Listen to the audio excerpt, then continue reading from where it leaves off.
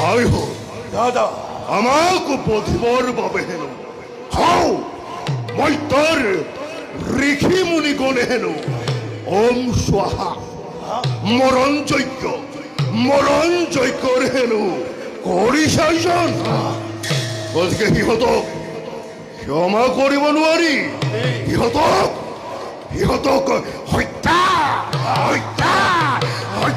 কৰিব লাগিব আৰু ইমানৰ পাছতো যদি সিহঁত শান্ত নহয় তেতিয়া আছে মানে যত সিহঁতৰ পূজনীয় দেৱতা ব্ৰহ্মা বিষ্ণু কৈলাসৰে